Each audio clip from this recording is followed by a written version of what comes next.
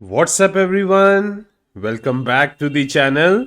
आई hope मेरे सब बच्चे एकदम मस्त होंगे और अच्छे से अपनी पढ़ाई कर रहे हैं। तो बच्चों, ये लेक्चर नंबर 66 है इस वीडियो सीरीज का। अब इसमें हम चैप्टर नंबर 5 कर रहे हैं, रिटायरमेंट ऑफ पार्टनर। आज का टॉपिक रहेगा revaluation of assets and liabilities, कि कैसे रिटायरमेंट होने पर हमें सब एसेट्स और लाइबिलिटीज को मार्केट वैल्यू पे लेके आना होता है, और उसके बेसिस पे हम कुछ इलस्ट्रेशंस करेंगे। TS Grewal volume 1। ठीक है, तो बच्चों देखो, क्लियरली बोर्ड पे लिख रखा है, जमीन तो हमने मिलकर खरीदी है, ठीक है। अब जब रेट उसका बढ़ गया तो फायदा किसी और को कैसे मिलेगा। अब यही इसका टैगलाइन है, इसीलिए हमें रीवैल्यूएशन करना पड़ता है, ठीक है। आगे मैं आपको एग्जांपल से समझाऊंगा कि हम रीवैल्यूएशन करते क्यों हैं। बहुत ही इंटरेस्टिंग टॉपिक होने वाला है।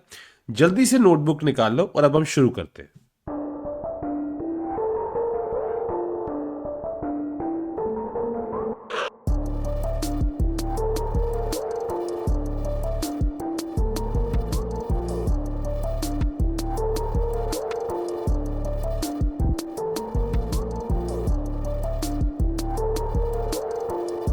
देखो बच्चों, होता क्या है, मैं आपको एग्जांपल देके समझाता हूं। मान लो ये पॉइंट है कि जब पार्टनरशिप फर्म का फाइनेंशियल ईयर का स्टार्ट था, लेट्स सपोज 2025 का, ठीक है।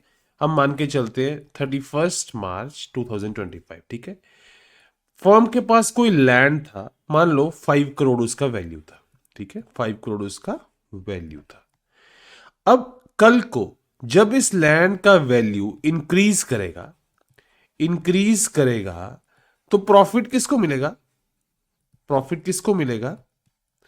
ऑफ कोर्स जो एग्जिस्टिंग पार्टनर्स होंगे उनको मिलेगा। एग्जिस्टिंग पार्टनर्स को एग्जिस्टिंग पार्टनर्स को उनकी रेशियो के अकॉर्डिंग मिलेगा। रेशियो के अकॉर्डिंग मिलेगा। सपोज सपोज कुछ देर बाद, मान लो 31 दिसंबर को इस लैंड का प्राइस हो गया मान लो 7 करोड़, ठीक है। फर्म ने डिसाइड करा, और इस फर्म में 3 पार्टनर्स हैं, ए बी और सी। 3 पार्टनर्स हैं, मान लो 9 करोड़ हो गया, 9 करोड़, ठीक है। फर्म ने डिसाइड, और इनका पीएसआर था 1:1:1, ठीक है। मान लो फर्म ने डिसाइड करा कि अब हमने ये लैंड सेल कर देना है, बेच देना है, फर्म को जरूरत नहीं है, ठीक है। 5 करोड़ का लैंड 9 करोड़ का हो गया, ठीक है। तो बेनिफिट कितना हुआ? 4 करोड़ का। 4 करोड़ का प्रॉफिट हो गया।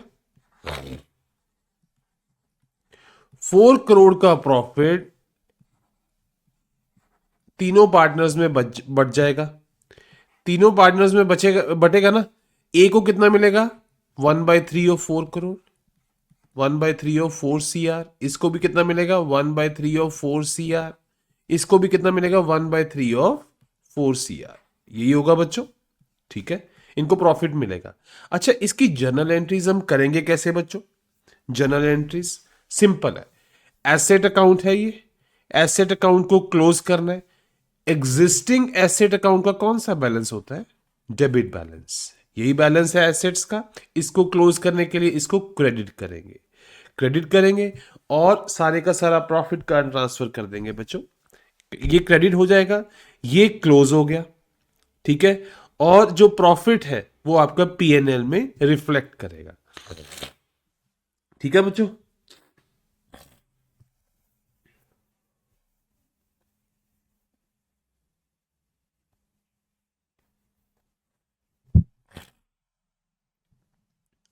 तो एंट्री क्या होगा?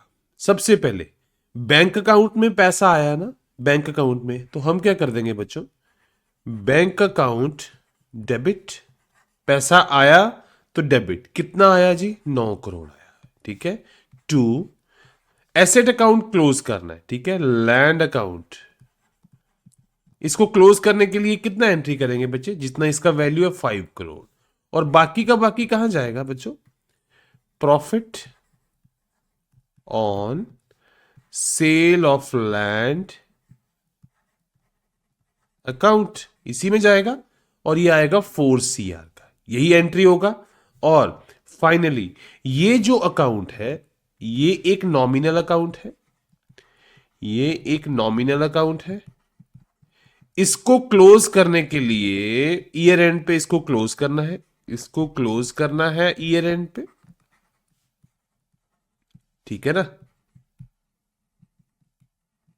ईयर एंड पे। इसको क्लोज करने के लिए इसका बैलेंस कहां शिफ्ट कर देंगे, पीएनएल में। तो फिर एंट्री क्या आ जाएगा बच्चों, profit on sale of land account debit to PNL account credit. ये एंट्री आएगी बच्चों, ये 4 CR की, 4 CR की। इस तरीके से ये जो पीएनएल का प्रॉफिट है ये पार्टनर्स के बीच में डिस्ट्रीब्यूट हो जाएगा, ठीक है। तो बच्चों मैं ये क्या कहना चाहता हूं इससे, इससे मैं आपको ये क्या समझाना चाह रहा हूं कि जो एसेट की वैल्यू, जब भी एसेट की वैल्यू बढ़ती है, ठीक है, तो जो प्रॉफिट है वो पार्टनर्स को मिलता है, यही है ना, पार्टनर्स को मिलता है। सिमिलरली अगर एसेट की वैल्यू घट जाएगी तो जो लॉस होगा वो भी पार्टनर्स का ही होगा, यही है बच्चों। अब ये एसेट्स कोई भी हो सकते हैं, लैंड, डेटर्स, सिमिलरली लाइबिलिटीज में भी है। अगर लाइबिलिटीज की वैल्यू बढ़ जाएगी, फॉर एग्जांपल मैं आपको बताता हूं, मान लो एक बैलेंस शीट में एक लाइबिलिटी थी एबीसी प्राइवेट लिमिटेड की, ठीक है, एक फर्म थी जिसका हमने पैसा देना था, लेट्स सपोज 1 करोड़ रुपया, ठीक है। 31 दिसंबर को 31 दिसंबर को ये पता लगा कि यार ये 1 करोड़ नहीं है, ये 50 लाख ही है। फर्म ने खुद बता दिया कि भाई ये 50 लाख है। इट इम्प्लाइज 50 लाख का प्रॉफिट आ गया, 50 लाख का प्रॉफिट आ गया। तो वो एग्जिस्टिंग पार्टनर्स थे जो एबीसी थे पिछले केस में, ये उनमें बढ़ जाएगा, 50 लाख का उनमें डिस्ट्रीब्यूट हो जाएगा, 1/3 ऑफ 50 लाख, ठीक है, 1/3 ऑफ 50 लाख, 1/3 ऑफ 50 लाख। बच्चों इस एग्जाम्पल से मैं आपको क्या समझाना चाह रहा हूं कि जब भी एसेट्स की वैल्यू बढ़ती है घटती है उसका फायदा नुकसान पार्टनर्स को होता है। जब भी लाइबिलिटीज की वैल्यू बढ़ती है घटती है उसका प्रॉफिट लॉस पार्टनर्स को होता है, यही है ना। अब हुआ क्या, अब हम आते हैं रीवैल्यूएशन पे। मान लो एक लैंड था, ठीक है, 31 मार्च 25 को इस लैंड का वैल्यू था 2 करोड़, ठीक है। सपोज 31 दिसंबर को इस लैंड का वैल्यू हो गया 4 करोड़। अभी बेचा नहीं है ये लैंड बेचा नहीं है, बट मार्केट रेट ये है, ठीक है। भाई साहब 1 जनवरी 26 को आप यहां पे 3 पार्टनर्स थे, ठीक है, जिनका 1:1:1 था। इन भाई साहब बी की रिटायरमेंट आ गई, ठीक है। अब अगर आप चुप रहे इस लैंड के मसले में, आप कुछ बोले ना, मान लो बी की रिटायरमेंट आ गई और ए और सी में पीएसआर जो था वो 1:1 आ गया। आप चुप करके मजे से बैठे रहे, बी बेचारा भोला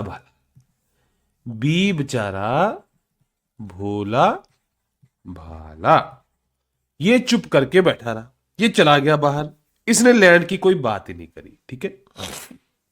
जब बात नहीं करी तो फर्म बड़ी चालू थी। 31 मार्च 2026 को इन्होंने ये लैंड सेल कर दी, बेच दी लैंड भाई साहब। तो कहने का मतलब 4 करोड़ की बिकी तो प्रॉफिट कितना हुआ, 2 करोड़।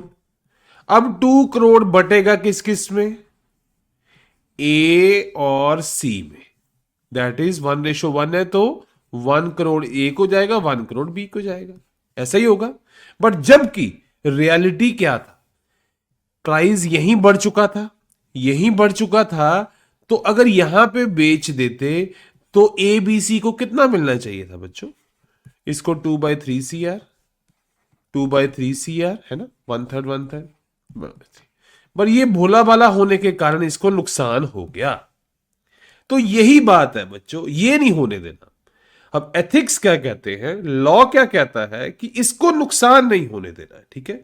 तो हम क्या करते हैं, इसी वजह से जब भी कोई पार्टनर की अब रिटायरमेंट होगी तो हम सारी एसेट्स और लाइबिलिटीज को, ऑल एसेट्स एंड लाइबिलिटीज को हम मार्केट वैल्यू पे रिकॉर्ड करेंगे, मार्केट वैल्यू पर बैलेंस शीट में रिकॉर्ड करेंगे, बैलेंस शीट में रिकॉर्ड करेंगे,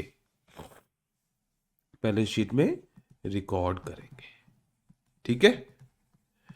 अगर आपको बैलेंस शीट में रिकॉर्ड नहीं करना तो फिर वैसे ही जैसे हम करते हैं, एक एडजस्टमेंट एंट्री पास करके, एडजस्टमेंट एंट्री पास करके जो बेनिफिट और लॉस है उसको आप एडजस्ट कर दो पार्टनर्स के बीच में, ओल्ड पार्टनर्स के बीच में, ठीक है।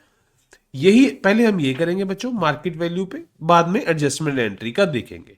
मतलब नट शेल क्या कहना चाहते हैं कि जब भी पीएसआर चेंज हो, इस केस में अब पीएसआर चेंज हो रहा है ना, एक पार्टनर निकल रहा है तो पीएसआर चेंज होगा, मतलब बेनिफिट मिल रहा है किसी को, तब हमने सारे एसेट्स एंड लाइबिलिटीज को मार्केट वैल्यू पर रिकॉर्ड करना है। सिंपल है, ठीक है। मार्केट वैल्यू में रिकॉर्ड करने के लिए बच्चों एक कौन सा अकाउंट बनता है? रीवैल्यूएशन अकाउंट, रीवैल्यूएशन अकाउंट बनता है, ठीक है। ये सिंपली रीवैल्यूएशन अकाउंट आपका पीएनएल अकाउंट के जैसे होता है। यहां पे इसका क्रेडिट बैलेंस आएगा, ठीक है, यहां पे इसका डेबिट बैलेंस आएगा बच्चों, ठीक है। जब भी प्रॉफिट हो रहा होगा, मान लो कोई लैंड का वैल्यू बढ़ गया तो जो प्रॉफिट हुआ वो इधर क्रेडिट होगा, सारे प्रॉफिट्स इधर आ जाएंगे, ठीक है। जो लॉसेस हो रहे होंगे वो इधर आ जाएंगे बच्चों, ठीक है। और फाइनल हम नेट इफेक्ट निकालेंगे, और जो नेट प्रॉफिट लॉस आएगा, प्रॉफिट लॉस आएगा वो ओल्ड पार्टनर्स के बीच में बढ़ जाएगा, ठीक है। ये इसका चलेगा सिस्टम। अब बच्चों इस पे मल्टीपल एंट्रीज होगा, एक बात आप याद रख लेना, ये मल्टीपल एंट्रीज होंगी, मल्टीपल। मल्टीपल एंट्रीज का क्या मतलब हुआ बच्चों? लेट सपोज 10 एसेट्स है, 10 एसेट्स है, 10 को रीवैल्यूएट करोगे तो बारी बारी 10 को मार्केट वैल्यू पे लेके आओगे, तो 10 बार आप रीवैल्यूएशन में एंट्री करोगे। ये थोड़ा बड़ा मेथड है, ठीक है, बिग है। उसके बाद मैं आपको बताऊंगा कि एक सिंगल एडजस्टमेंट एंट्री मेथड भी होता है जिसमें हम बुक्स को छेड़ते रहेंगे। हम एसेट्स और लाइबिलिटीज को मार्केट वैल्यू पे शो नहीं करेंगे, बट मान के चलेंगे कि अगर वो मार्केट वैल्यू पे आ जाती तो एग्जिस्टिंग पार्टनर्स को क्या प्रॉफिट एंड लॉस होता वो हम आज की डेट में पहले ही एडजस्ट कर लेते बच्चों। ठीक हो गया, बहुत सिंपल है। ये सारा इसका कॉन्सेप्ट था। अब बच्चों कुछ मैंने नोट्स बना रखे हैं, उसमें कुछ इलस्ट्रेशंस भी होगा, अब हम वो जल्दी से रिव्यू करते हैं। ये सारी थ्योरी थी, ठीक है। चलो आ जाओ, आप शुरू करते हैं। ऑलरेडी आपको बता दिया, जमीन हमने मिलकर खरीदी थी और जब भाव बढ़ गया तो फायदा किसी और को ऐसा नहीं चलेगा। वही कहना चाहता है बच्चों रिटायरिंग पार्टनर कि भाई अब जब मैं जा रहा हूं तो जो जो लैंड, जो एसेट्स अब बढ़ चुके हैं या कम चुके हैं, कम हो चुके हैं, उनकी फेयर वैल्यू पे तो उसको रिकॉर्ड करो ना, और जो प्रॉफिट लॉस हो रहा है मुझे दे दो। सिंपल। मतलब एसेट्स आर रीवैल्यूएड, लाइबिलिटीज की भी रीअसेसमेंट होगा बच्चों। जैसे एसेट्स का होता है वैसे लाइबिलिटीज का भी होता है, और हम क्या करते हैं, रीवैल्यूएशन अकाउंट बनाते हैं, जो कि सिंपल एक बच्चों पीएनएल की तरह अकाउंट होता है। जो प्रॉफिट होगा, जो रीवैल्यूएशन में प्रॉफिट होता है बच्चों, वो इसके क्रेडिट साइड में शो करते हैं, और जो लॉस होता है बच्चों वो हम डेबिट साइड में शो करते हैं, ठीक है। और नेट इफेक्ट जो है, नेट इफेक्ट पार्टनर्स को मिल जाता है। ठीक है, चलो अब आगे देखते हैं रूल्स फॉर रीवैल्यूएशन। मतलब क्रेडिट साइड क्या आएगा, क्रेडिट साइड क्या आएगा और डेबिट साइड क्या आएगा, अब ये देखना है। ऑलरेडी आपको बता दिया बच्चों मैंने, बट अगर किसी एसेट की वैल्यू बढ़ जाएगी क्रेडिट साइड आएगी, कितनी बड़ी हुई वैल्यू है वो क्रेडिट साइड आएगी बच्चों। कोई ऐसा एसेट है जो पहले रिकॉर्ड नहीं करा गया, मान लो आपके पास एक जमीन थी, बैलेंस शीट में एग्जिस्ट नहीं करती थी, ठीक है, 5 लाख की जमीन है छोटी सी। कल को जब ये बेचारा चला जाएगा रिटायरिंग पार्टनर, जब कल को ये भाई साहब चले जाएंगे तब आप उसको बेच दोगे तो प्रॉफिट तो इसको मिल जाएगा ए और सी को, बट ऐसा नहीं है। जो भी अनरिकॉर्डेड एसेट है उसको रिकॉर्ड करो। अगर कोई लाइबिलिटी है जो गम हो गई है तो बाद में जो डिस्ट्रीब्यूट करनी है भाई साहब उसको आज ही एडजस्ट कर लो। ठीक है, उसके बाद कुछ प्रोविजंस हैं जो आपने बना रखे हैं, आपको पता ही है बच्चों, प्रोविजंस एक तरह से लॉसेस होते हैं पार्टनर्स को। अब आपने अगर डिसाइड कर लिया को वो राइट ऑफ करने हैं, प्रोविजंस वो लाइबिलिटीज ही हैं, वो अगर राइट ऑफ करने हैं तो बेनिफिट होगा ना, तो क्रेडिट करना पड़ेगा। अच्छा, डेबिट साइड क्या आता है बच्चों, अब देखो, जब किसी एसेट की वैल्यू कम हो गई मतलब लॉसेस, लॉसेस जो होंगे वो रीवैल्यूएशन के डेबिट साइड आएंगे। अगर लाइबिलिटीज की वैल्यू बढ़ गई, सपोज मान लो एक एबीसी प्राइवेट लिमिटेड था, एबीसी प्राइवेट लिमिटेड था बच्चों, पहले लाइबिलिटी स्टैंड करती थी 5 लाख की, पता लगा कि लाइबिलिटी होगी 10 लाख की, वो रिकॉर्ड नहीं थी गलती से, ठीक है, ये गलत थी वैल्यू, ये सही है, जो 5 लाख का लॉस है। अब जब कल को तो फेस करना पड़ेगा ना जो एग्जिस्टिंग पार्टनर्स है, तो ये तो बेचारा निकल जाएगा, जो बीच वाला जो रिटायर हो रहा है इसकी भी बल्ले बल्ले होगी ना, पर इसकी बल्ले बल्ले अब नहीं होने देनी। तो ये जो 5 लाख का लॉस है ये अभी एडजस्ट कर दो, सब में इनके कैपिटल्स में अभी एडजस्ट कर दो। ठीक हो गया बच्चों। फाइनली क्या आएगा, जो प्रॉफिट और लॉस आएगा वो आपका निकल जाएगा। अगर मान लो क्रेडिट बैलेंस आ गया तो क्रेडिट साइड होगा, लॉस आएगा तो डेबिट बैलेंस में आ जाएगा बच्चों, और वो ओल्ड पीएसआर में वो बढ़ जाएगा। सिंपल है।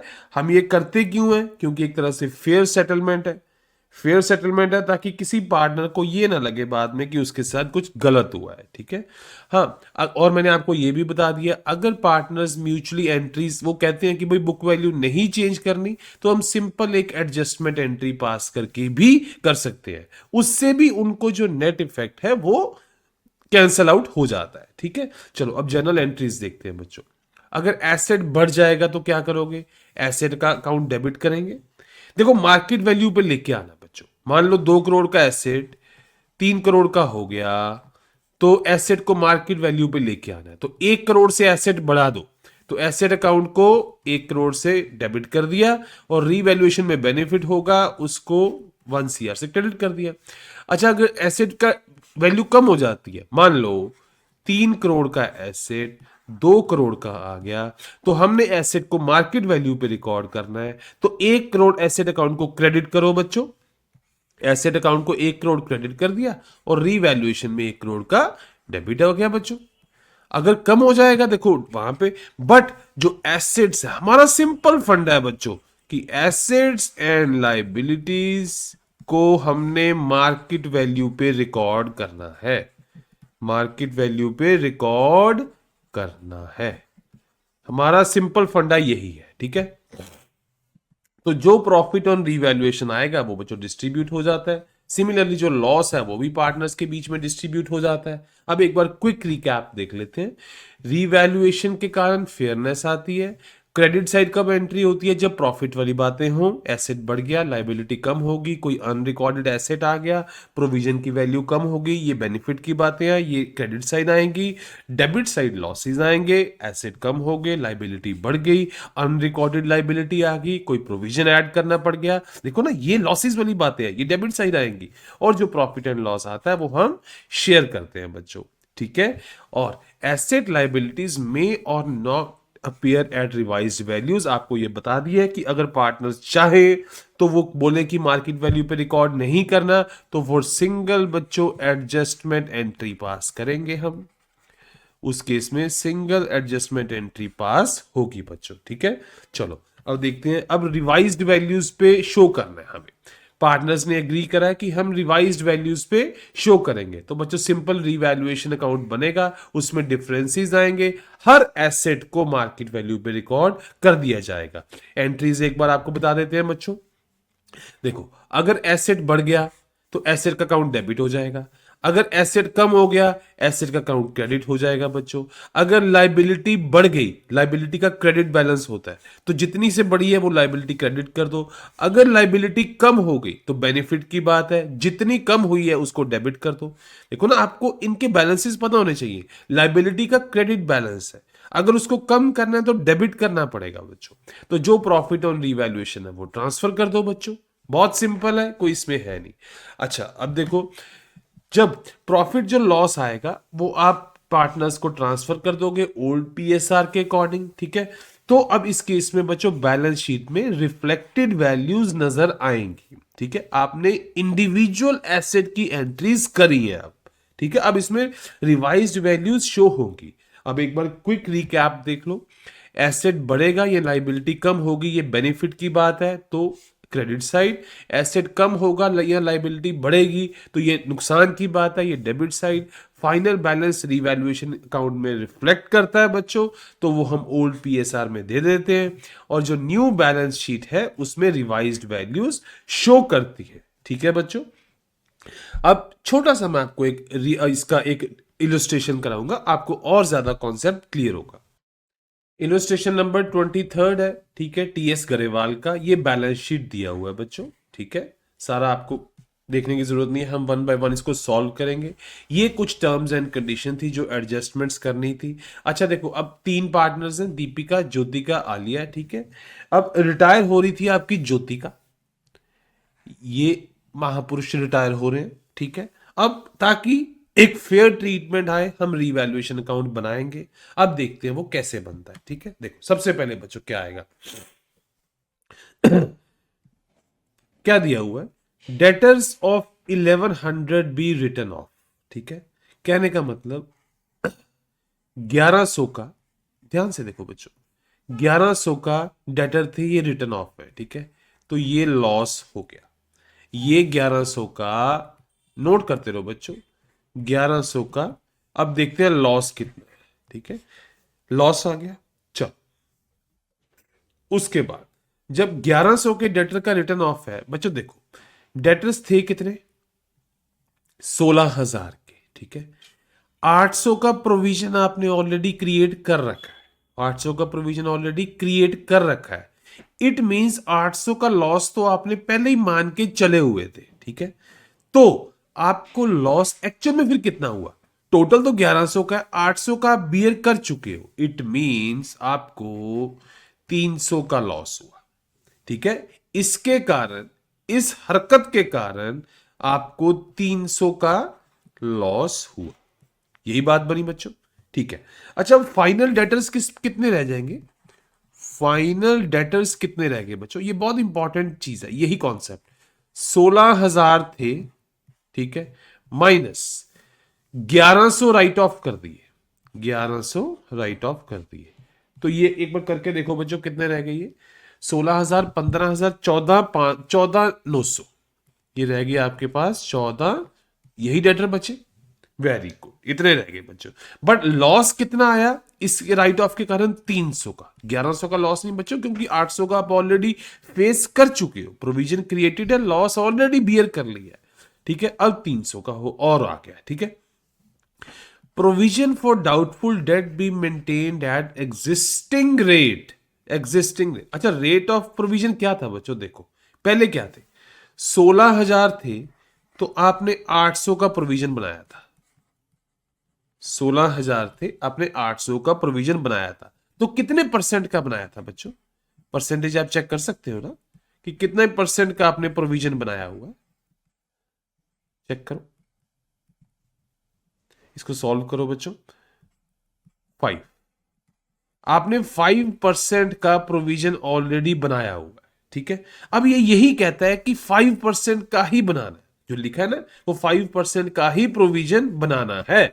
तो क्या होगा बच्चों, जब अब डेटर कितने रह गए आपके पास, 14,900, 14,900 रह गए, 5% का प्रोविजन बना दो, तो 5% कितना आएगा बच्चों, करके देखो। 149 इंटू 5, इसको एक बार मैं कैलकुलेटर ओपन कर रहा हूं बच्चों।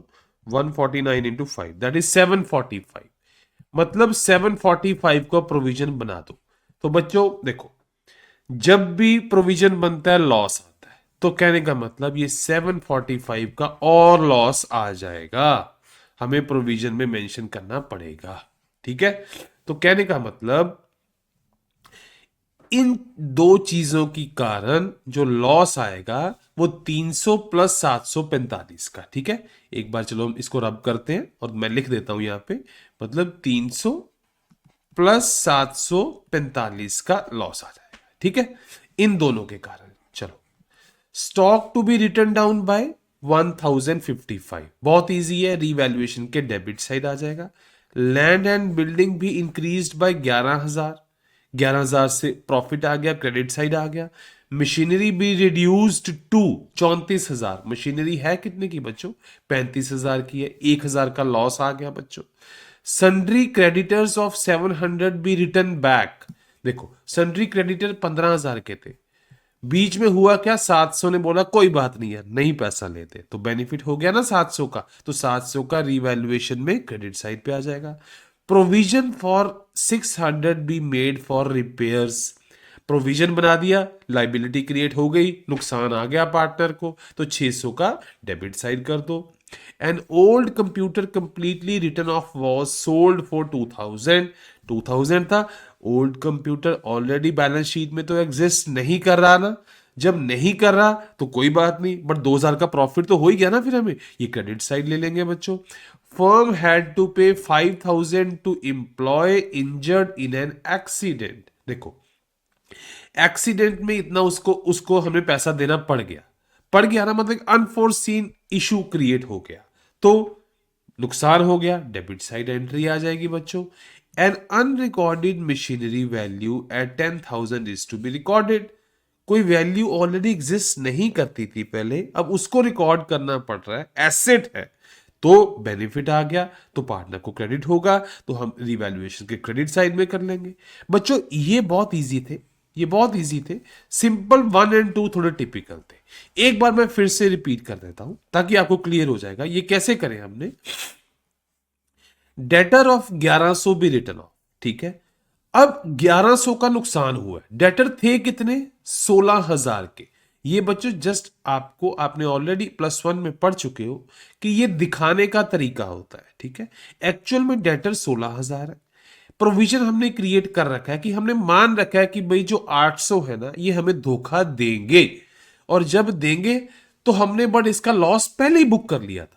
अब धोखा 800 ने नहीं दिया, धोखा दिया 1100 ने, 800 का लॉस तो हम ऑलरेडी फेस कर चुके हैं, तो बट दिया 1100 ने है, तो हमने 300 का बेनिफिट लेना है। ठीक है, तो ये आ गया, जब 300 सॉरी बेनिफिट नहीं, 300 का और लॉस डालना है। ठीक है, अब इसका मतलब 16,000 में से धोखा का प्रोविजन एक्चुअल में कितनों कितनों ने दिया बच्चों, 1100 ने दिया, तो 14,900 डेटर ही रह गए। अब उसके बाद एग्जिस्टिंग रेट पे प्रोविजन बनाना है, एग्जिस्टिंग रेट है आपका 5%, उसके अकॉर्डिंग जब बनाओगे तो बनेगा 745, तब ये बच्चों ये दो values I, main first and second थे, बाकी तो बहुत इजी थे। ठीक है, अब जल्दी से एक बार नोट्स देख लेते हैं जो मैंने ऑलरेडी बना रखे हैं बच्चों।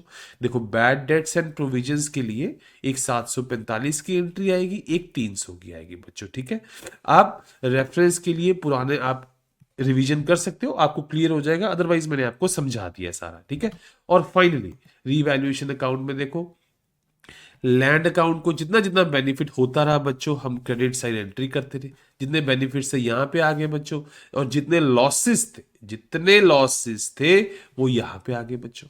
ठीक है, सारे आ गए, ये फाइनली आ गया, और फाइनली जो प्रॉफिट हुआ था वो ये 7 4 11 13 14 15,000, 15,000 जो प्रॉफिट था वो बट गया ओल्ड पार्टनर्स में, ओल्ड पीएसआर के अकॉर्डिंग। बहुत सिंपल है बच्चों, कुछ नहीं था इसमें। ठीक है, चलो अब आगे देखते हैं। जब सेकंड केस आ जाए कि पार्टनर्स ये एग्री करें कि भाई कोई बात नहीं यार, हम ना बुक्स को नहीं छेड़ते, बड़ा टीडियस काम है, मान लो 10 एसेट्स, मान लो 10 एसेट्स है तो 10 एंट्रीज करनी पड़ेंगी।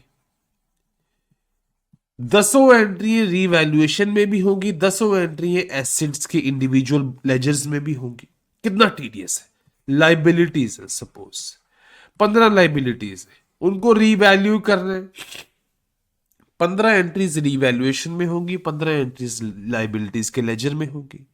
तो ये भाई साहब ये कहते हैं कि यार इनको कोई बात नहीं, छोड़ दो, इनको एज इट इज रहने दो। जितना फायदा नुकसान होगा ना, मान लो हम मान के चलते हैं कि यार आप ना रिवैल्यूएशन करते तो जितना जितना जाने वाले पार्टनर को नुकसान होगा, मान लो ए बी सी है, ये जा रहा है, अगर आप रिवैल्यूएशन ना करते तो जितना इसको लॉस होता उतना इसको क्रेडिट कर दो, उतना इसको क्रेडिट कर दो, और जितना इनको एक्सेस बेनिफिट होता उतना इनसे ले लो। तो बच्चों ये सेम ही आएगा। लेट्स सपोज रिवैल्यूएशन ना करते तो इसको एक्सेस बेनिफिट होता 1500, इसको एक्सेस बेनिफिट होता 1500, तो इसके अकाउंट से 1500 निकाल लो, और इसको लॉस तो ऑब्वियसली इक्वेशन मैच करती है, वो 3000 का ही होना था, तो इसको 3000 दे दो। सिंपल ये कहता बाकी बुक्स को वैसे एज इट इज चलने दो, कोई चक्कर नहीं है। आप उसका नेट इफेक्ट जो है वो पार्टनर्स के कैपिटल के थ्रू एडजस्टमेंट कर लो। ठीक है, बहुत सिंपल है बच्चों। अब नेट इफेक्ट निकालते कैसे हैं? जो एसेट्स बढ़ गए प्लस करते रहो, जो मतलब प्लस साइड है उनको प्लस कर दो, जो रिवैल्यूएशन के डेबिट साइड में आती है पहले उनको डेबिट कर दो, नेट इफेक्ट निकाल लो, और जो पार्टनर का जितना जितना किसी को लॉस प्रॉफिट है वो डिस्ट्रीब्यूट कर दो। बट इस केस में बच्चों करोगे क्या ओल्ड पीएसआर यूज करोगे, न्यू पीएसआर नहीं। आपको गेनिंग रेशियो सैक्रिफाइसिंग रेशियो की बात आ जाएगी बच्चों, वैसे ही जैसे हम गुडविल में करते थे। सपोज एग्जांपल देता हूं, किसी पार्टनर का पहले था 1/2, बाद में हो गया 1/4। अब इसको तो लॉस हो रहा है, ऑब्वियसली इसको लॉस हो रहा है। कितना लॉस हो रहा है बच्चों? इसको शेयर का चेक करो, 1/4 का लॉस हो, 1/4 का लॉस हो रहा है, तो इसको 1/4 क्रेडिट कर दो। सिंपल है, जितना किसी को लॉस है उतना उसको दे दो। अब अगर नेट इफेक्ट निकल के आया, जितना भी आया बच्चों, मान लो 10,000 आया, ठीक है, नेट इफेक्ट 10,000 आया, तो आप 10,000 का 1/4 इसको दे दो। इसके अकॉर्डिंग ऐसे हमने करना है बच्चों। ऑलरेडी हमने पीएसआर में भी करा था ना, सेम चीज है। आप जितना अमाउंट है, नेट इफेक्ट जितना आया, उनको गेनिंग सैक्रिफाइसिंग रेशियो से मल्टीप्लाई करके उसको डिस्ट्रीब्यूट कर दो। ठीक है, जनरल एंट्री अब आपको क्लियर हो जाएगी। सिंपल आएगा कि गेनिंग टू सैक्रिफाइसिंग। अगर मान लो नेट इफेक्ट प्रॉफिट है, अगर मान लो 10 लाख का प्रॉफिट हुआ तो गेनिंग टू सैक्रिफाइसिंग। अगर लॉस हुआ, भाई अगर लॉस हो ना तो सैक्रिफाइसिंग को बेनिफिट होता है, अगर आप रिवैल्यूएशन ना करते तो। ऑफ कोर्स अगर अगर वो होता, रिवैल्यूएशन कर देते, लॉस होता, तो सैक्रिफाइसिंग को मिलना था ना लॉस, सैक्रिफाइसिंग को लॉस मिलना था, पर अब वो निकल गया, इसका मतलब उसको बेनिफिट हो रहा है। तो अब हम सैक्रिफाइसिंग पार्टनर जो कि रिटायरिंग पार्टनर है उसका अकाउंट डेबिट करते हैं और गेनिंग पार्टनर को क्रेडिट करते हैं बच्चों।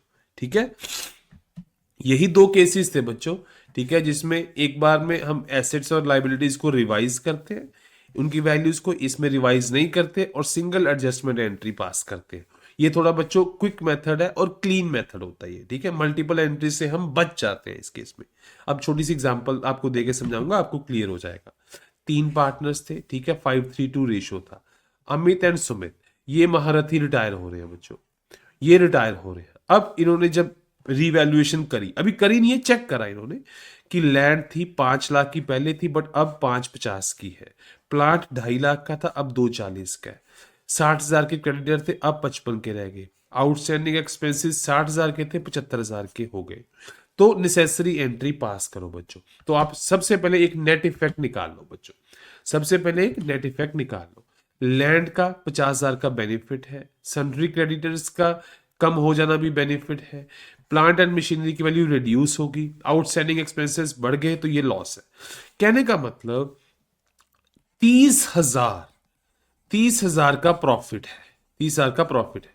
अब अगर आप रिवैल्यूएशन कर देते तो ये 30,000 532 में डिस्ट्रीब्यूट हो जाता, पर आपने कहा कि भाई इसको नहीं करना, हमने ओल्ड में डिस्ट्रीब्यूट अभी नहीं करना। ठीक है, हमने एक सिंगल एंट्री पास करनी है। तो आप ये देख लो कि कितना फायदा नुकसान होगा बच्चों, कितना फायदा नुकसान। अच्छा, फाइनल रेशो क्या गिवन है बच्चों, इक्वल है। तो आप सिंपल गेन एंड लॉस निकालो और 30,000 को क्रेडिट डेबिट कर दो बच्चों। ठीक है, सिंपल आपने ऑलरेडी कर रखा है। देखो, अमित को कोई फायदा नुकसान नहीं हो रहा, सुमित को न्यू पीएसआर चेंज होने के कारण 210 का फायदा हो रहा है। ठीक है, जतिन को तो नुकसान हो ही रहा है। कहने का मतलब, अगर आप रिवैल्यूएशन नहीं करोगे तो ये 30,000 का बेनिफिट लेगा जतिन भी, इसको नुकसान होगा, सुमित को फायदा होगा, अमित बेचारा साइलेंट रहेगा। तो आज की डेट में हम सिंगल एंट्री पास कर देते हैं कि जितना इसको नुकसान हो रहा है उतना इसको पैसे दे दो, जितना इसको फायदा हो रहा है इससे पैसे ले लो, और बाकी वैल्यूज यही फिर आप चलने दो, कोई चक्कर नहीं। ठीक है बच्चों, तो कैसे आप निकालोगे, फिर प्रोपोर्शनेट अमाउंट निकल जाएगी अब आपकी, 6,000 आ जाएगा। 30,000 का 210 कर दिया, ठीक है, 6,000 आया। तो जिसको फायदा हो रहा था उसके अकाउंट से 6,000 निकाल लिया, जिसको नुकसान हो रहा था उसको 6,000 दे दिया बच्चों हमने। सिंपल है, कोई इसमें कोई रॉकेट साइंस नहीं है। सिंपल है बच्चों कि जब भी पीएसआर चेंज हो, या तो एसेट्स को, लाइबिलिटीज को मार्केट वैल्यू पे लेके आ जाओ, अगर मार्केट वैल्यू पे लेके नहीं आना तो सिंगल एडजस्टमेंट एंट्री पास कर दो between gaining and sacrificing partners according to their gaining and sacrificing ratios. Simple है बच्चों, आई होप ये आपको क्लियर हुआ होगा। फिर भी कोई डाउट रह जाए बच्चों, कमेंट सेक्शन में पूछना है आपने जरूर, मैं उसका आंसर करूंगा। मैं सब कमेंट्स का आंसर करता हूं बच्चों। और अगर आपको ये वीडियो वैल्यूएबल लगा है तो आपने मेरा मोटिवेशन बढ़ाना है, आपने इसको लाइक करना है, शेयर करना है, चैनल को सब्सक्राइब करना है। इसी से बच्चों हम मोटिवेटेड रहते हैं और नई से नई वीडियोस लेके आएंगे। थैंक यू सो मच, मिलते हैं नेक्स्ट वीडियो में।